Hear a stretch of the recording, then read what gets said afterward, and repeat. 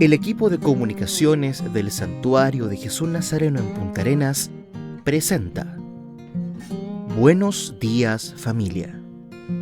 Un espacio de la Comunidad Católica de Magallanes que llega a usted gracias a Polar Comunicaciones. Hermanos y hermanas, muy feliz domingo.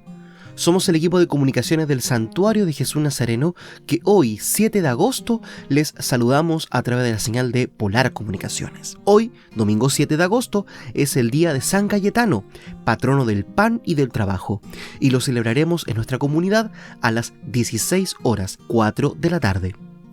De esta manera, empezamos oficialmente el mes de Jesús Nazareno.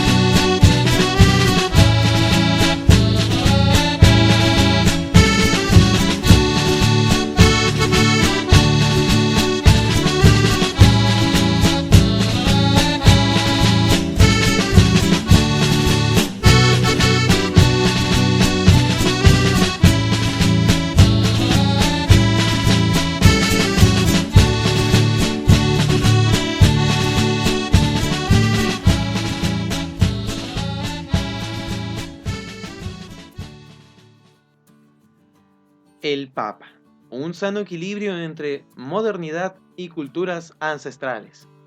Memoria, reconciliación y sanación. Las 3 etapas de su reciente viaje apostólico a Canadá fueron descritas por el pontífice en la audiencia general de este pasado miércoles, la primera tras sus vacaciones de verano. Nuevamente la advertencia ante la mentalidad colonizadora actual que amenaza tradiciones, culturas y vínculos religiosos. El camino junto a los pueblos indígenas ha constituido la espina dorsal del viaje apostólico a Canadá, lo dijo el Papa en la mañana del miércoles en su primera audiencia general tras el periodo de vacaciones y a su regreso de lo que él mismo describió como un viaje diferente a los otros, y cuya motivación principal era la de expresar su cercanía y pedir perdón a los pueblos originarios por el daño causado por las políticas de asimilación forzada y liberación en las que participaron muchos católicos. Caminar juntos, lema del viaje apostólico, es un camino de reconciliación y de sanación que presupone la conciencia histórica, la escucha de los supervivientes, la toma de conciencia y sobre todo la conversión, el cambio de mentalidad. Una profundización que se viene realizando en Canadá y que revela que junto a hombres y mujeres de iglesia valientes, defensores de la dignidad de las poblaciones autóctonas, no han faltado los que han participado en programas inaceptables y contrarios al Evangelio. Esta peregrinación penitencial, como la definió desde un principio el Santo Padre, se desarrolló en 3 grandes etapas: en Edmonton, en la parte occidental del país, en Quebec, en la parte oriental, y en el norte en Iqaluit. El primer encuentro tuvo lugar en Masquavis, la colina del oso, donde se dieron cita jefes y miembros de los principales grupos indígenas de todo el país, primeras naciones, metis, inuit, Juntos hemos hecho memoria, la buena memoria de la historia milenaria de estos pueblos, en armonía con su tierra y la memoria dolorosa de los abusos sufridos. También en las escuelas residenciales a causa de las políticas de asimilación cultural. Momentos en los que no faltaron el silencio y la oración para que la memoria pueda volver a iniciar un nuevo camino, ya sin dominadores y súbditos, sino solo hermanos y hermanas, afirmó el Papa antes de pasar a la segunda etapa del viaje. Después de la memoria, el segundo paso de nuestro camino fue el de la reconciliación. No un acuerdo entre nosotros, sería una ilusión, una puesta en escena, sino dejarse reconciliar por Cristo, que es nuestra paz. El símbolo de esta etapa, como explicó el pontífice, fue la figura del árbol, central en la vida y en la simbología de los pueblos indígenas.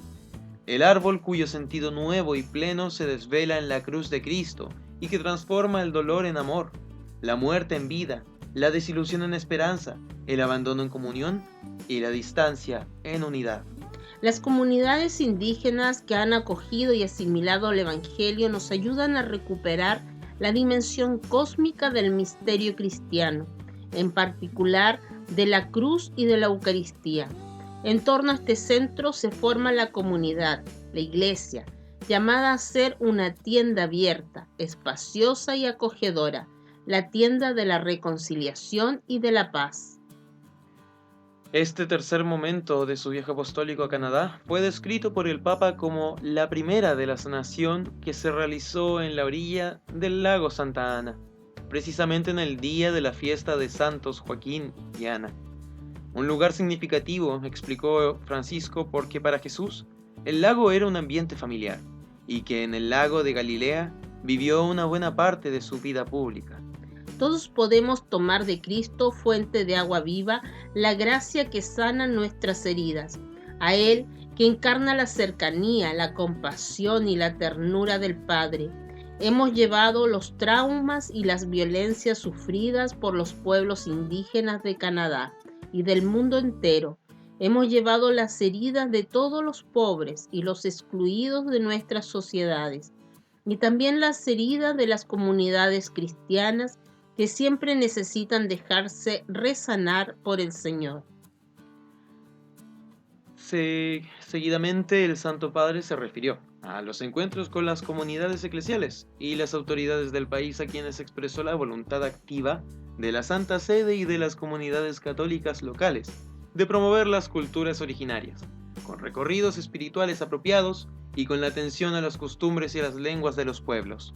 Al mismo tiempo, señalé cómo la mentalidad colonizadora se presenta hoy bajo varias formas de colonizaciones ideológicas que amenazan a las tradiciones, la historia y los vínculos religiosos de los pueblos, aplanando las diferencias, concentrándose solo en el presente y descuidando a menudo los deberes hacia los más débiles y frágiles. Se trata, por tanto, de recuperar un sano equilibrio, una armonía entre la modernidad y las culturas ancestrales, entre la secularización y los valores espirituales. El Papa concluyó su catequesis hablando del último encuentro que tuvo en Canadá con la población de los Inuit, donde el encuentro entre los jóvenes y los ancianos es un signo de esperanza. También en Canadá es un binomio clave, es un signo de los tiempos, jóvenes y ancianos en diálogo para caminar juntos en la historia entre memoria y profecía. La fortaleza y la acción pacífica de los pueblos indígenas de Canadá sea de ejemplo para todas las poblaciones originarias a no cerrarse, sino a ofrecer su indispensable contribución para una humanidad más fraterna, que sepa amar a la creación y al Creador. Ucrania. El primer barco con trigo zarpó de Odessa. El primer barco cargado de cereales salió del puerto de Odessa a las 7:30 de la mañana del día 1 de agosto. Este es el anuncio de las autoridades turcas. Mientras tanto, durante la noche se hubieron nuevas explosiones en Mykolaiv. Salió del puerto de Odessa en el Mar Negro a las 7:30 horas del día 1 de agosto El primero de los 16 barcos que, según el protocolo firmado por separado por rusos y ucranianos en Estambul, descargarán más de 20 millones de toneladas de grano. El acuerdo, válido por 3 meses y prorrogable, se firmó en julio con la mediación de Turquía y la ONU. Según el acuerdo, los cargamentos saldrán de 3 puertos ucranianos, pasarán por un corredor desminado y navegarán por el Mar Negro hasta la costa turca. A partir de ahí, seguirá la exportación del grano a todo el mundo. El protocolo no prevé ningún alto al fuego. Mientras tanto, Ucrania ha denunciado un intenso y brutal bombardeo de Moscú sobre Mykolaiv, ciudad del sur del país. Bajo el fuego de la artillería, el magnate del trigo, Olkesiev Badatursky, y su esposa Raisa perdieron la vida. Una gran pérdida para Mykolaiv y para toda la Ucrania, dijo el presidente ucraniano Zelensky, quien recordó la contribución fundamental del empresario al desarrollo de la industria agrícola y naval del país durante sus más de 50 años de actividad. El bombardeo de Mykolaiv es probablemente la represalia rusa al ataque con drones al cuartel general de la flota rusa del Mar Negro en Sebastopol. El domingo 31 de julio, cuando toda Rusia celebró el Día de la Marina, Putin viajó a San Petersburgo para asistir al tradicional desfile. En su discurso, el jefe del Kremlin no hizo ninguna referencia a la guerra, pero subrayó que la situación actual exige una acción muy decisiva. Además, según informó la agencia de noticias TASS, Putin dijo que la entrega de sistemas de misiles hipersónicos comenzará en los próximos meses. Vamos a proporcionar protección con firmeza y por todos los medios. La clave, continuó Putin, es la capacidad de la Marina para responder con la velocidad del rayo a cualquiera que decida violar nuestra soberanía y libertad. Vaticano confirma viaje del Papa Francisco a Kazajistán.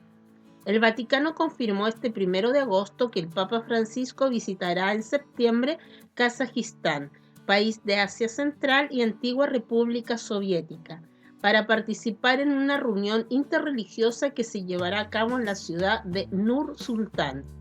Aceptando la invitación de las autoridades civiles y eclesiásticas, el Papa Francisco realizará el anunciado viaje apostólico a Kazajistán del 13 al 15 de septiembre de este año, visitando la ciudad de Nur Sultán con motivo del 7º Congreso de Líderes de Religiones Mundiales y Tradicionales, informó el director de la Oficina de Prensa de la Santa Sede, Matteo Bruni. Kazajistán había sido propuesto como un posible país que podría servir de sede neutral para un nuevo encuentro entre el Papa Francisco y el patriarca ortodoxo Kirill de Moscú. Según informó la prensa local, en abril de 2022, el presidente de Kazajistán, Kassym-Jomart Tokayev, anunció esta posible visita papal después de una videollamada con el pontífice. En la rueda de prensa durante el vuelo de regreso de Canadá a Roma, el Papa Francisco respondió sobre los posibles viajes a Kazajistán y a Ucrania. He dicho que a Ucrania quisiera ir. Veremos ahora qué cosa encuentro cuando llegue a casa. A Kazajistán, por el momento me gustaría ir. Es un viaje tranquilo, sin movimiento. Habrá un congreso de religiones allí. Yo tengo toda la buena voluntad, pero veremos qué dice la pierna, dijo el 30 de julio el Santo Padre. Previamente, el Papa Francisco pospuso una visita a África por motivos de salud. El viaje apostólico internacional estaba previsto del 2 al 7 de julio para ir a la República Democrática del Congo y a Sudán del Sur. El Papa iba a visitar del 2 al 5 de julio las ciudades de Kinshasa y Goma, y del 5 al 7 de julio Juba, la capital de Sudán del Sur. Luego, el Santo Padre viajó a Canadá del 24 al 30 de julio, en donde visitó las ciudades de Edmonton, Quebec y Iqaluit, en donde se reunió con miembros de grupos indígenas canadienses sobrevivientes de abusos en escuelas residenciales. El video del Papa de agosto, por los pequeños y medianos empresarios. En su mensaje, el Santo Padre ensalza la responsabilidad social de los pequeños y medianos empresarios. Aquellos que, por ejemplo, tienen un taller o un comercio invierten en la vida generando bienestar, oportunidades y trabajo, dice. Y subraya el impacto negativo que tienen las crisis en las pequeñas y medianas empresas. El video del Papa de agosto acaba de publicarse con la intención de oración que Francisco confía a toda la Iglesia Católica a través de la Red Mundial de Oración del Papa. Este mes el Santo Padre pide para que los pequeños y medianos empresarios, duramente afectados por la crisis económica y social, encuentren los medios necesarios para continuar su actividad al servicio de las comunidades en las que viven. Como consecuencia de la pandemia y las guerras, el mundo se enfrenta a una grave crisis socioeconómica, dice el Papa, y señala que los pequeños y medianos empresarios son unos de los principales afectados. Según datos del Banco Mundial de 2021, una de cada 4 empresas perdió la mitad de su volumen de ventas a causa de la pandemia a nivel global. Además, las ayudas públicas son débiles, precisamente donde más se necesitan, en los países pobres y para las pequeñas empresas. En este sentido, el Papa Francisco elogia a los que con valor, esfuerzo y sacrificio invierten en la vida generando bienestar, oportunidades y trabajo. Entre los pequeños y medianos empresarios están incluidos los que regentan un comercio, un restaurante o un taller, pero también aquellos que se dedican a tareas de limpieza o transporte, los artesanos entre tantos otros. Ellos son los que no salen de las listas de los más ricos y poderosos, y, a pesar de las dificultades, crean puestos de trabajo manteniendo su responsabilidad social. El padre Frédéric Fornos, director internacional de la Red Mundial de Oración del Papa, comentó a propósito de esta intención: las crisis que estamos viviendo son, como dice el Papa, un momento Noé, una oportunidad para construir algo diferente. En este sentido, son de gran importancia los pequeños y medianos empresarios, su fuerza creativa, su capacidad de aportar soluciones de abajo. Sin ellos no hubiera sido posible atravesar la crisis del COVID y siguen siendo necesarios ahora. Por eso es importante rezar por ellos. Entra en vigor reforma del Opus Dei, ordenada por el Papa Francisco. Este pasado jueves 4 de agosto, día en que la Iglesia celebra el Santo Cura de Ars, entra en vigor la reforma del Opus Dei, ordenada por el Papa Francisco. El 22 de julio, el Vaticano publicó la carta apostólica en forma de motu proprio, titulada Ad Charisma Tuendum, para tutelar el carisma, en el que el Papa Francisco ordena una reforma del Opus Dei. Establezco que la presente carta apostólica en forma de motu proprio sea promulgada mediante su publicación en Le Osservatore Romano, entrando en vigor el 4 de agosto de 2022, señala el documento pontificio. ¿Qué dispuso el Papa Francisco y qué implica para el Opus Dei?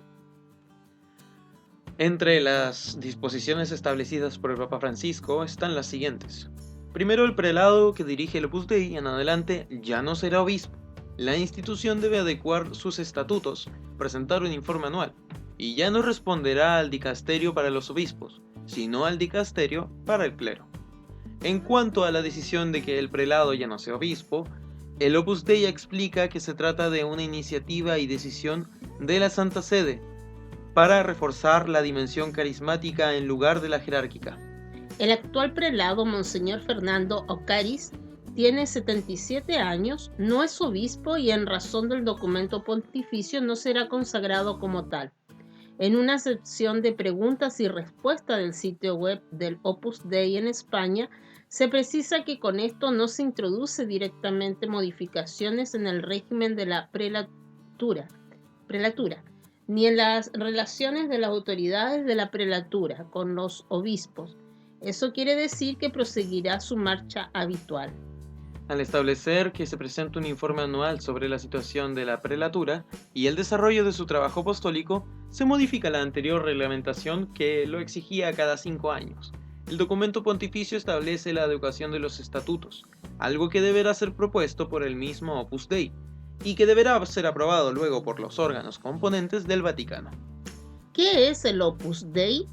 El Opus Dei es una prelatura personal, la única que existe actualmente en la Iglesia Católica.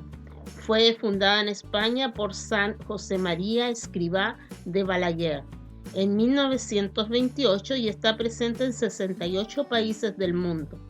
Una prelatura personal es una entidad al frente de la cual hay un pastor llamado prelado, que puede ser obispo y que es nombrado por el Papa. El prelado gobierna la institución como una jurisdicción, del modo similar al que un obispo gobierna su diócesis o territorio asignado. Opus Dei significa en latín obra de Dios, por lo que familiarmente sus miembros se refieren a ella como la obra. Su acento especial o carisma es la santificación a través del trabajo cotidiano. En el Opus Dei hay sacerdotes, laicos célibes, que se llaman numerarios y agregados, y los supernumerarios, que son los miembros casados. Cuidemos la conciencia de nuestros hijos. Debemos recordar lo que está bien, aunque nadie lo haga, y lo que está mal aunque todos lo hagan. En los últimos días nos hemos dado cuenta de que el nivel de violencia y las agresiones verbales, emocionales y psicológicas están a la orden del día. Por todos lados nos encontramos cosas que pueden afectar a nuestros hijos e hijas porque están cargadas de ideologías que tratan de dañar a nuestros hijos e hijas, haciendo su conciencia laxa y dejándolos vulnerables ante estas nuevas formas de pensar que pasan por encima de la dignidad humana, cosificando a las personas y haciéndolas objetos que se pueden ofrecer al mejor postor por unos cuantos pesos. Esto puede que nuestros hijos e hijas no lo comprendan, pero nosotros como padres debemos estar atentos y tratar de cuidar su conciencia lo más que podamos. Por eso, les dejamos 5 tips para lograrlo. Primero, cuida lo que ven y escuchan. Esto lo hemos dicho muchas veces, pero en verdad es muy importante estar al pendiente de lo que afecta a nuestros hijos e hijas, lo que les implica una influencia y que puede modificar su forma de pensar o de actuar. También debemos estar atentos a lo que son sus modelos a seguir, ya que ellos o ellas pueden ser nuestros aliados o nuestros peores enemigos. Nuestros hijos e hijas están expuestos todo el tiempo a una maquinaria de propaganda cada vez más sofisticada y manipuladora, que busca ejercer control sobre ellos para fines específicos, desde el aroma del talco de bebé en ciertas tiendas departamentales para condicionar el bienestar a los bebés aún antes de nacer, hasta los innumerables vivos cortos que continuamente reciben por las redes sociales y que muchas veces no está en control de nuestros hijos e hijas comenzar a verlos, y que después puede que sea difícil dejar de verlos, ya que muchas veces no tienen fuerza de voluntad para quitarlos lo más rápido posible. Es por esto que debemos estar vigilantes y activos para actuar, moderar o incluso bloquear en las de ser necesario. Segundo, no los puedes tener en una burbuja, así que enséñales a distinguir lo bueno de lo malo.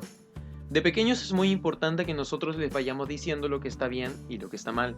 Así aprenden rápidamente, pero conforme crecen, es bueno que les enseñemos a discernir lo bueno de lo malo. Para esto es necesario explicarles que toda acción tiene una consecuencia y que hay riesgos que les pueden llevar a las situaciones difíciles, y que deben analizar las situaciones para proveerlos. Por ejemplo, en lugar de solo decirles que meter los dedos en el enchufe está mal, debemos explicarles que eso les lastima y duelen. Por eso no deben meter los dedos ahí. Así, en lugar de hacerlos dependientes de nosotros, les estamos dando las herramientas para que aprendan a tener criterio. En la actualidad, esto es muy necesario, porque los patrones que se presenten en las caricaturas y series no siempre son tan rectas, ya que hacen ver como buenas cosas que en realidad son malas o que no son adecuadas para la edad de nuestros hijos e hijas. Tercero, echa mano del autocontrol. Conforme van creciendo nuestros hijos e hijas, podemos educarlos en virtudes que les ayuden a defenderse ellos mismos de la manipulación de algunos medios. La templanza, la fortaleza y la prudencia son básicas para lograrlo. Desde pequeño podemos inculcarle que una herramienta indispensable para la vida es el dominio de sí mismo, y debemos ayudarles a saber cómo lograrlo, con pequeños ejercicios de virtud, de acuerdo a su edad y madurez, que les permitan contener sus deseos y enfocar sus esfuerzos. Un ejemplo muy sencillo es que cuando le compremos un dulce, en lugar de comerlo de inmediato, aprendan a esperar un poco más cada vez. Así estarán entrenando el autocontrol. Cuarto, mantén abiertos los canales de comunicación. Que sepan que siempre pueden hablar con nosotros si tienen dudas o si sienten que algo anda mal, y que nosotros estaremos siempre dispuestos a escucharles y aconsejarles. También es necesario que nos tengan confianza para que puedan contarnos sus asuntos sin pena, sabiendo que seremos prudentes y que siempre buscaremos su bien. Una forma segura de abrir un canal de comunicación es dedicarles a nuestros hijos e hijas un tiempo especial para escucharles sin distracciones. Y quinto, darles el ejemplo. Es súper importante que seamos coherentes entre lo que decimos y hacemos, ya que nuestros hijos e hijas aprenden de nosotros en todo momento. No se vale decirles que está mal ver películas violentas y nosotros verlas a escondidas de ellos. No podemos decirles que está mal apostar y tomar alcohol si nosotros vemos series donde la trama gira alrededor de estos temas. Para nuestros hijos e hijas no es tan importante lo que decimos, sino lo que hacemos, ya que es lo que más recuerdan y lo que les puede marcar para toda la vida, ya sea para bien o para mal. Debemos recordar que lo que está bien aunque nadie lo haga, y lo que está mal aunque todos lo hagan. Y a nuestros hijos lo que deben comprender para que lo puedan llevar a la vida cotidiana sin temor a que los critiquen, pues actuarán conforme a su conciencia que nosotros hemos tratado de formar rectamente. La amabilidad como vocación de servicio. Se es amable principalmente por el amor que tenemos a toda criatura, obra de nuestro Padre. Los frutos del Espíritu son amor, alegría, paz, tolerancia, amabilidad, bondad, fe, mansedumbre y dominio de sí mismo. Hoy en día nuestra sociedad es poco grata. Las relaciones entre las personas son cada día más frías, más ásperas. Actualmente es característico que las relaciones interpersonales se basen en un cálculo de costo-beneficio. Se ha perdido la incondicionalidad y la espontaneidad de estas. Los vínculos entre las personas son superficiales. Hace falta cariño, amabilidad, afecto, comprensión, ternura y caridad. La gente educada y cortés es muy necesaria e importante en nuestra colectividad. Esta cumple las normas, no importuna y respeta al otro, pero sobre todo hacen falta más personas amables que además de lo anterior van más allá, tienen una vocación de servicio, de ayuda, son solidarias y empáticas. La armonía de nuestro entorno social en gran medida está determinada por el nivel de amabilidad sobre el cual hayamos fundado nuestras relaciones. La amabilidad es fundamental para relacionarnos de una manera positiva y satisfactoria con los otros en todos los ámbitos. Esto es familiar, laboral, escolar, etc. Es en nuestros actos cotidianos en donde se va a ver reflejada siempre. La amabilidad es definida como el acto o el comportamiento en el cual nos mostramos corteses, complacientes y afectuosos hacia los demás. La palabra como tal proviene del latín, amabilitas, amabilitatis. Es la cualidad de amable. Este adjetivo se refiere a aquel o aquello que es afable, afectuoso o digno de ser amado. Por extensión se conoce como amabilidad a la acción amable. Está fundamentada en el respeto, el afecto y la benevolencia en nuestra forma de relacionarnos con el otro. Es esencial para la convivencia en sociedad. Es una forma de demostrar respeto y afecto hacia las personas con las que tratamos día a día. La amabilidad es un rasgo de la personalidad que puede describirse como cooperativo, educado, afable y amigable. Las personas con alta amabilidad son más confiadas, afectuosas, altruistas y generalmente muestran más comportamientos prosociales que otros. Las personas que cuentan con este valor social actúan de forma desinteresada, Ayudan por el simple hecho de ayudar, sin buscar ningún beneficio a cambio. Son cariñosas, dan afecto, proyectan el verdadero sentido del calor humano. La amabilidad está vinculada al amor, a la bondad, a la solidaridad, a la fraternidad, a la sinceridad y a la honestidad, y a la generosidad. Nace en los sentimientos que el hombre alberga por estar creado a imagen y semejanza de Dios. Se es amable principalmente por el amor que tenemos a toda criatura, obra de nuestro Padre. Refleja el cumplimiento del mandamiento dado por nuestro Señor: amarás a tu prójimo como a ti mismo.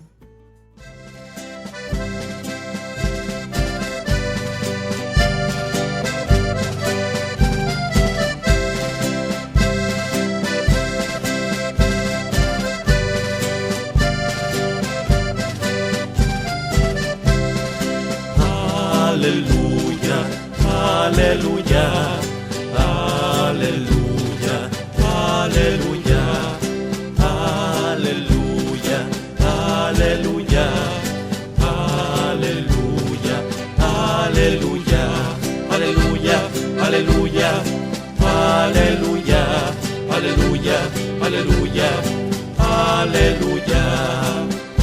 La palabra de Jesús será tu bendición.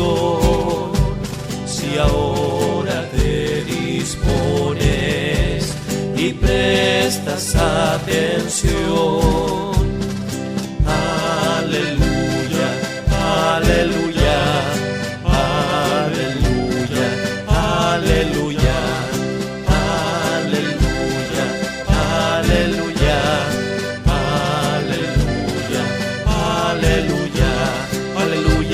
Aleluya, aleluya, aleluya, aleluya, aleluya.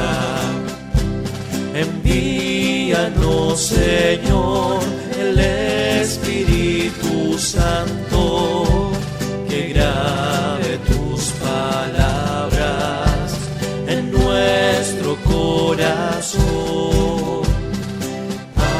Aleluya, aleluya. Aleluya, aleluya, aleluya, aleluya, aleluya.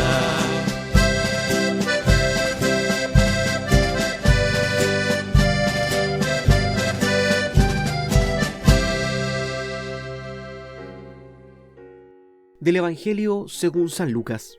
En aquel tiempo, Jesús dijo a sus discípulos: No temas, pequeño rebaño, porque vuestro Padre ha tenido bien daros el reino. Vended vuestros bienes y dad limosna. Haceos bolsas que no se estropeen y un tesoro inagotable en el cielo, donde no se acercan los ladrones ni robe la polilla, porque donde está vuestro tesoro, allí estará también vuestro corazón.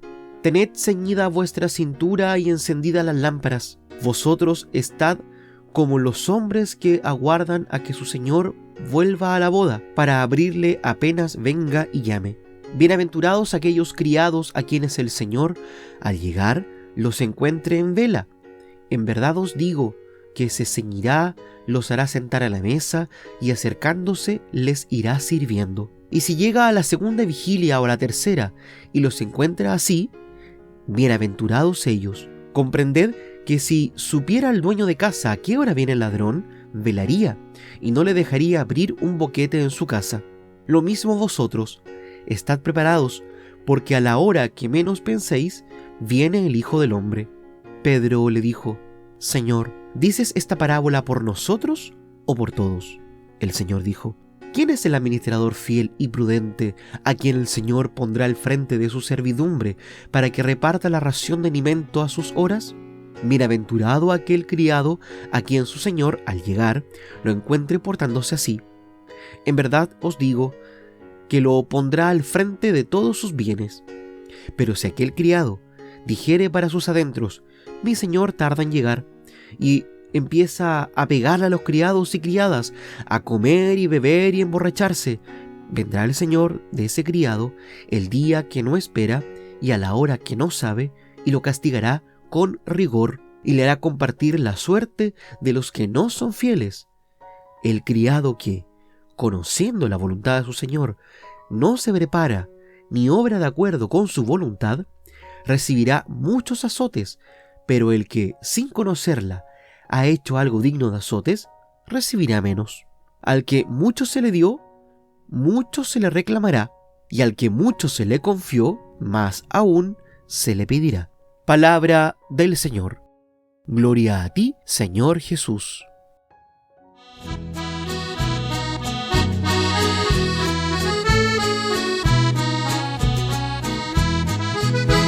Los cielos, la tierra cantan a una voz, bendito por siempre, bendito sea Dios. Bendita palabra, mensaje de vida, el santo evangelio de mi Salvador. Los cielos, la tierra cantan a una voz, bendito por siempre, bendito sea Dios. Bendita palabra, mensaje de vida, el santo evangelio de mi Salvador. El Evangelio de Lucas nos ofrece aquí una serie de elementos que están en el Sermón de la Montaña, en Mateo, y un conjunto de parábolas. Los criados que esperan a que su amo vuelva de unas bodas, el amo que vigila su casa por si llega un ladrón, y el administrador fiel al que se le ha confiado repartir el trigo. Estas parábolas hablan sobre la vigilancia y la fidelidad al Señor. La exhortación primera, que concluye con el dicho «Donde está vuestro tesoro, allí está vuestro corazón», es toda una llamada a la comunidad sobre el comportamiento en este mundo con respecto a las riquezas. Lucas es un evangelista que cuida, más que ningún otro, este aspecto tan determinante en la vida social y económica, porque escribirá en una ciudad donde los cristianos debían tomar postura frente a las injusticias y a la división de clases. El dicho del tesoro y el corazón es un dicho popular que encierra mucha sabiduría de siglos, pero es propio de estos dichos poner de manifiesto la radicalidad sapiencial y escatológica que se vivió en aquellos momentos. Si bien es verdad que el rigor apocalíptico ya no es determinante, sí lo es el sentido que mantienen estas palabras. Vigilar ahora ya no es estar preocupados por el fin del mundo, sino estar preocupados por no poner nuestro corazón en los poderes y las riquezas. Son dichos para comprometerse en nuestro mundo, aunque sin perder la perspectiva del mundo futuro. Lucas sitúa esto en el programa de buscar el reino de Dios, pidiendo y exigiendo al cristiano no desear las mismas cosas que desean y tienen los poderosos de este mundo. El reino exige otros comportamientos. Así pues, las parábolas sobre la vigilancia y la fidelidad vienen a ser como el comentario a esa actitud. Es una llamada a la responsabilidad en todos los órdenes, pero especialmente la responsabilidad de saberse en la línea de que la vida tiene una dimensión espiritual, trascendente, sabiendo que hay que ponerse en las manos de Dios. Esto no es una huida de lo que hay que hacer en este mundo, pero, por otra parte, tampoco ignorando que nos espera alguien que un día se ceñirá para servirnos si le hemos sido fieles. Ese de quien habla Jesús en la parábola es Dios. Nosotros, mientras administramos, trabajamos, ayudamos a los más pobres y necesitados, con una responsabilidad muy importante que se nos ha otorgado.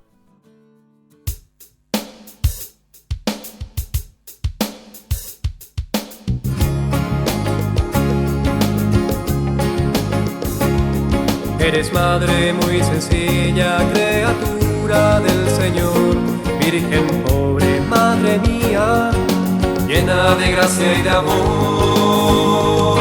Fuiste arcilla entre sus manos y el Señor te modeló. Aceptaste ser su esclava, siempre dócil a su voz. Yo quiero ser arcilla entre sus manos. Yo quiero ser vasija de su amor. Quiero dejar lo mío para Él, para Él. confías sus palabras, pero respondes con fe. Dejas que su amor te guíe, confiando siempre en él. Por su espíritu de vida te dejaste transformar, te abandonas en sus manos para hacer su voluntad. Yo quiero ser arcilla entre sus manos. Yo quiero ser vasija de su amor. Quiero dejar lo mío para él, para él. Yo quiero ser arcilla entre sus manos. Yo quiero ser vasija de su amor. Quiero dejar lo mío para él, para él. Yo quiero ser arcilla entre sus manos. Yo quiero ser vasija de su amor. Quiero dejar lo mío para él, para él. Quiero dejar lo mío para él, para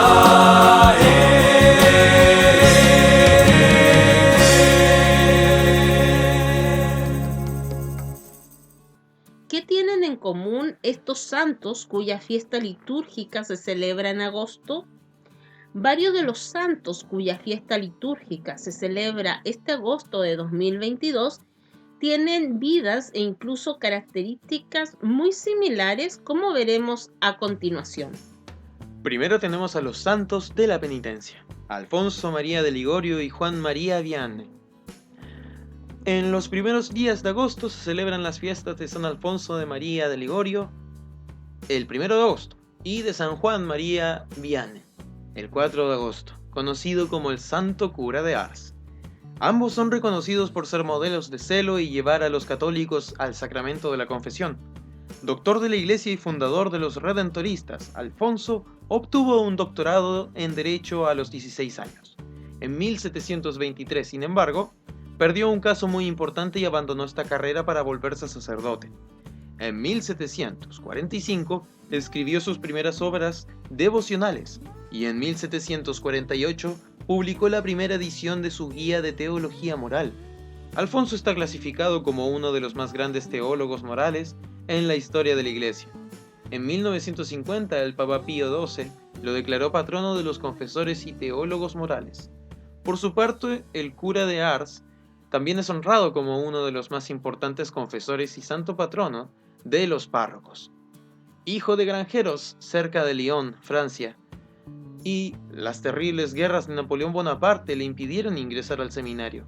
Cuando finalmente pudo estudiar para el sacerdocio, su progreso se vio obstaculizado por su total incapacidad para aprender latín. Finalmente, ordenado por su bondad, fue enviado a la aldea de Ars, en Villars-les-Mondes, donde sus superiores asumieron que no haría daño. La gente empezó a acudir a la aldea para confesarse, por su consejo y su predicación. Con el tiempo, pasó hasta las 18 horas del día en el confesionario, al igual que Alfonso, que finalmente fue expulsado de la misma congregación que fundó, Vianney. Se ganó los celos de algunos sacerdotes que se quejaban ante el obispo, aludiendo que estaba loco o mentalmente inestable. El famoso obispo respondió que deseaba que todos sus sacerdotes sufrieran la misma locura. El cura de Ars murió mientras escuchaba a un pecador arrepentido. Santos del campo de concentración: Edith Stein y Maximiliano Kolbe. El 9 y 14 de agosto, respectivamente, honramos a dos santos que fueron víctimas del horror nazi y que son a la vez santos de la era moderna: Santa Edith Stein y San Maximiliano Kolbe. Santa Edith, conocida también como Hermana Teresa Benedicta de la Cruz, fue una conversa del judaísmo, monja carmelita, filósofa y escritora espiritual.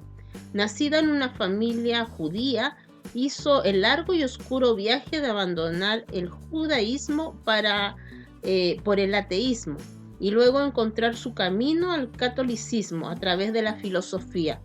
Abrazó el catolicismo luego de estudiar la filosofía de la fenomenología, el tomismo y la lectura de la autobiografía de Santa Teresa de Ávila. Entró a las Carmelitas en 1934 y fue sacada de contrabando de Alemania hacia los Países Bajos en 1938 para escapar de los nazis. En 1942, sin embargo, con Alemania ocupando Europa Occidental, fue arrestada con su hermana Rosa, también convertida, como parte del decreto nazi en contra de todos los católicos no arios. Murió en una cámara de gas ese mismo agosto. El Papa San Juan Pablo II la canonizó en 1998 y al año siguiente la nombró copatrona de Europa, con Santa Brígida de Suecia y Santa Catalina de Siena. San Maximiliano fue un sacerdote franciscano, teólogo y mártir, nacido en Polonia.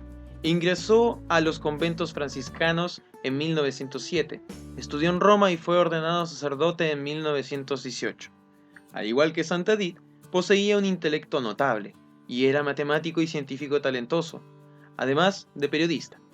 Se ganó el odio de los nazis por sus escritos y cuando cayó Polonia, en septiembre de 1939, Kolbe fue arrestado varias veces y finalmente enviado a Auschwitz. Como prisionero fue torturado por los guardias de la SS por ser un sacerdote católico, pero nunca dejó de ayudar a sus compañeros de prisión. Murió el 14 de agosto de 1941 tras tomar el lugar de Franciszek Gajownicki, un sargento del ejército polaco que estaba casado y había sido condenado a muerte. Santos que son parientes: Santa Mónica y San Agustín. Fines de agosto cuenta con dos festividades consecutivas, la de Santa Mónica el 27 de agosto y su hijo San Agustín el 28 de agosto.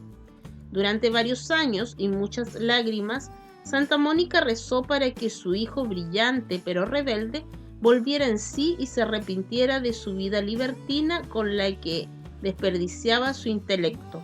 Nunca dejó de rezar y esperar y al final sus oraciones fueron respondidas. La conversión final de su hijo se produjo bajo la influencia de San Ambrosio de Milán y ella estuvo allí para presenciar el bautismo a manos de Ambrosio. Murió en Ostia, cerca de Roma, el 27 de agosto de 387. Agustín, por supuesto, es considerado el más grande de los padres de la Iglesia Occidental, que ejerció una enorme influencia en la formación de la teología cristiana y la civilización occidental. Nada de eso habría sucedido si su madre lo hubiera abandonado. ¿Cuál es la receta de 3 ingredientes que dio Don Bosco para alcanzar la santidad?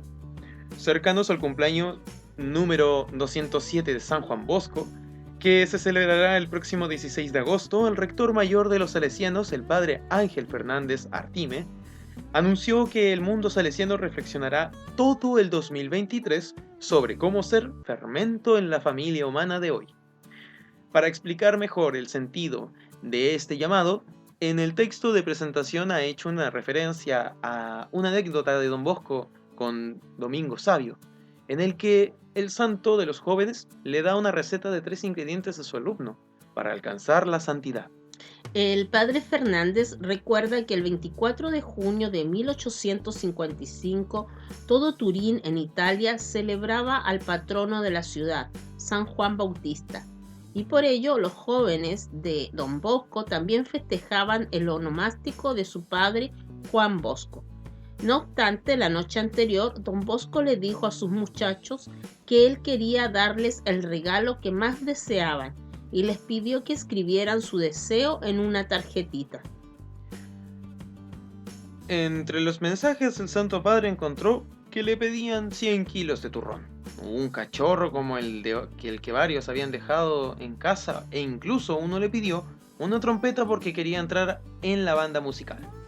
Al llegar a la petición de Domingo Sabio, leyó solo 4 palabras: ayúdame a ser santo.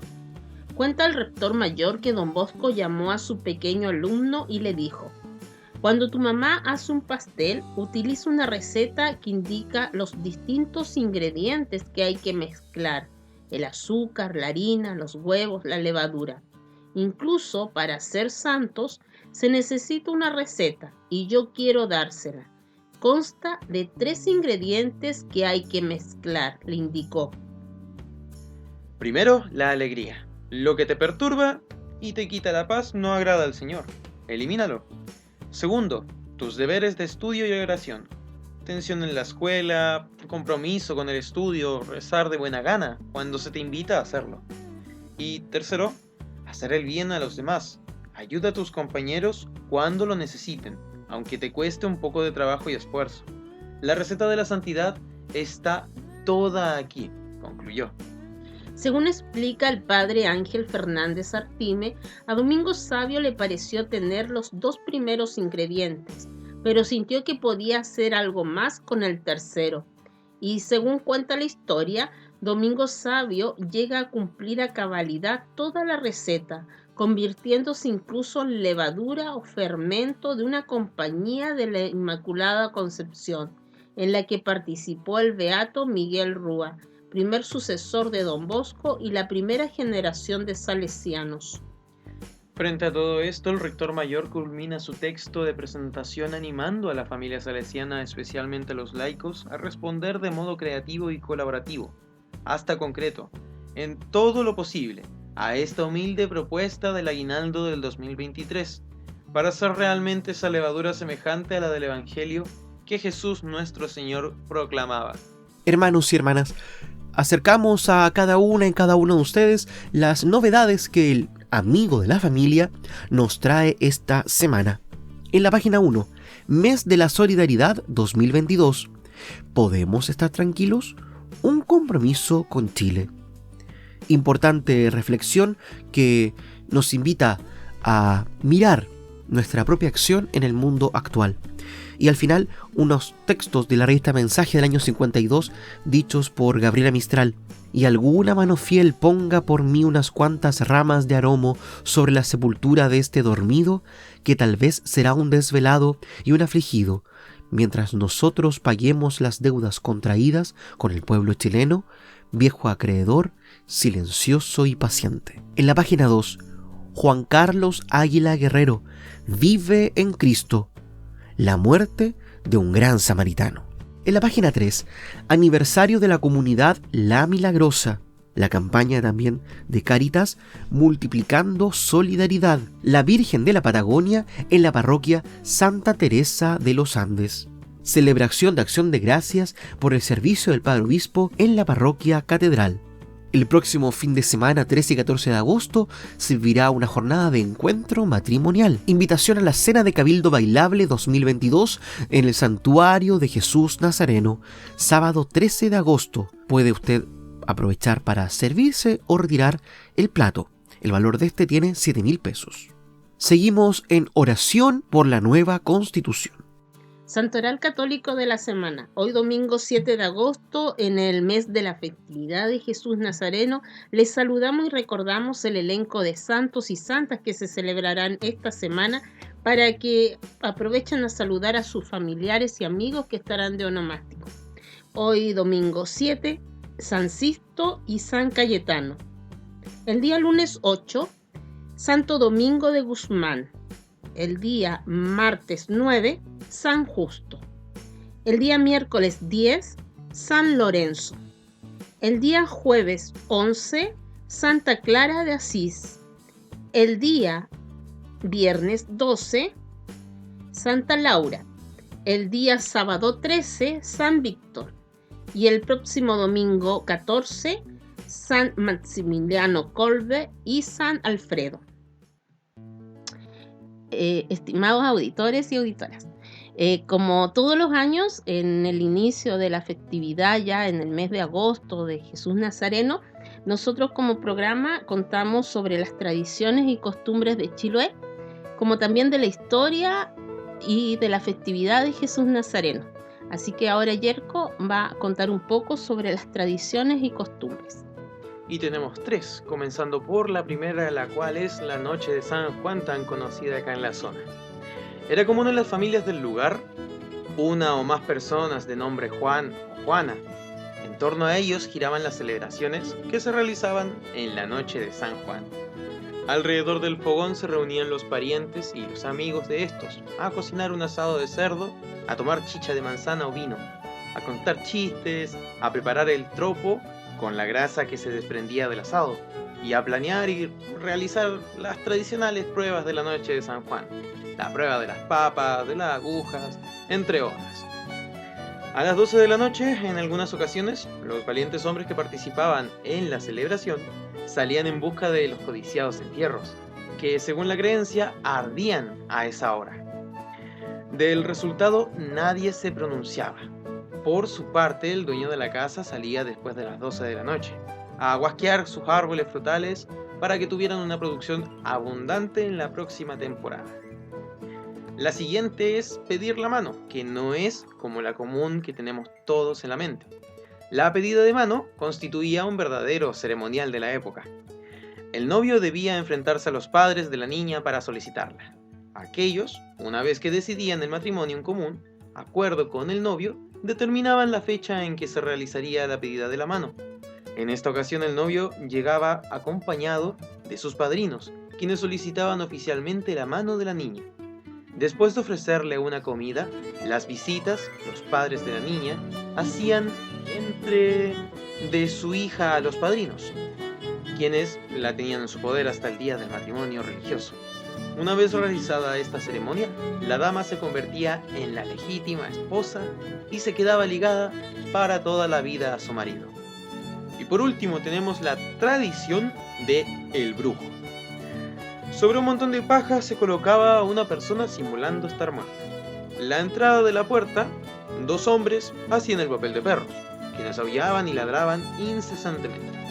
Mientras tanto 1, 2 o 3 brujos saltaban alrededor de la casa cada vez que los dolientes se descuidaban. Y así los brujos entraban a la casa a tratar de sacar al muerto, lo que no conseguían. Se saca al muerto del lugar, se llevaba al cementerio. Allí el cura, provisto de un sombrero con orines, bendecía al difunto, quien era enterrado debajo de un montón de paja. Los dolientes, que permanecían en el cementerio, se quedaban dormidos, para sacar a golpes o a patadas al desafortunado difunto. El juego finaliza con lamentos de los dolientes y aullidos de los perros, quienes se percatan del hecho después de que los brujos se han salido con la suya.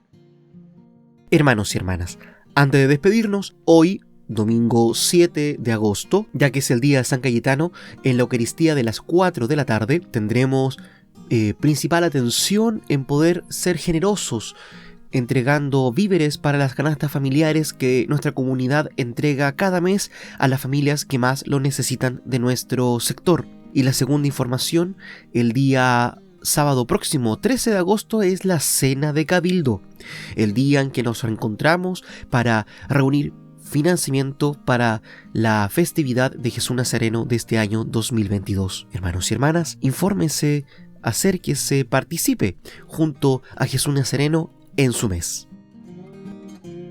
El equipo de comunicaciones del Santuario de Jesús Nazareno en Punta Arenas presentó Buenos Días Familia, un espacio de la Comunidad Católica de Magallanes que llega a usted gracias a Polar Comunicaciones. Esperamos encontrarnos con usted la próxima semana.